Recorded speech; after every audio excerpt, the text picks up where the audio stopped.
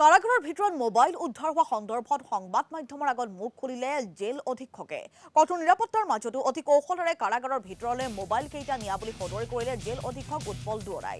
ভিতৰলৈ mobile phone drugs নিয়াৰ ক্ষেত্ৰত জেল কৰ্তৃপক্ষ কঠোৰ যদিও কেন্দ্ৰীয় কাৰাগাৰটোত প্ৰয়োজনতকৈ কম ব্যৱস্থা আছে বুলি মন্তব্য কৰিলে জেল অধীক্ষকগৰাকীয়ে। কাৰাগাৰৰ সন্মুখত বৰ্তমানো এগৰাকী ব্যক্তিক পৰীক্ষা কৰিব পৰাকৈ নাই ইলেক্ট্ৰিক ডিভাইচ। কাৰাগাৰৰ ভিতৰে বাহিৰে নিৰাপত্তাৰ বাবে আছে 245টা চিচি কেমেৰা। সৰ্বমুঠতে 1820 গৰাকী কয়দী থকা কেন্দ্ৰীয় কাৰাগাৰত আছে মাত্ৰ 4 গৰাকী সহকাৰী জেইলৰ। ইফালে জেলত ভিভিআইপিৰ আতিথ্য দিয়া সন্দৰ্ভত প্ৰতিক্ৰিয়া ব্যক্ত কৰিলে অধীক্ষকগৰাকীয়ে। সকলো অপৰাধীৰ বাবে একেই ব্যৱস্থা আছে বুলি মন্তব্য কৰিলে উৎপল দুৱৰাই।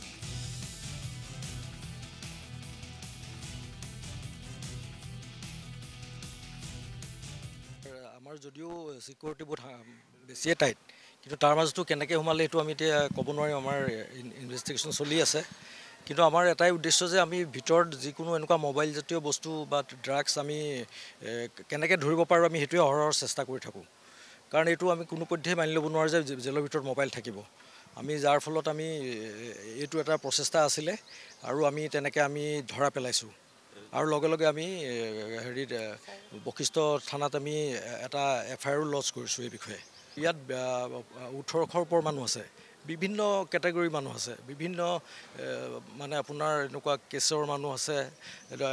তাৰপিছত কিন্তু কি হয়, তেওঁলোকৰ হয়তো বাহিৰত তেনেকুৱা যদি কিবা খোৱাৰ এটা প্ৰবলতা আছিল, কিন্তু তেওঁলোকে সদায় এটা চেষ্টা কৰে যে ভিতৰত কেনেকৈ বস্তুটো পাওঁ।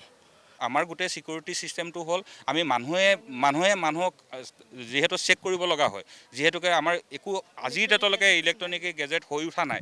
আৰু আমি দৃঢ় পৰিকল্প যে এই বস্তুখিনি খুব কম দিনৰ ভিতৰত হৈ আহিব। তেতিয়া যিখিনি আমাৰ আজিৰ ডেটত আমি সমস্যাৰ সন্মুখীন হৈ আছোঁ সেইখিনি একদম চৰ্ট আউট হ'ব।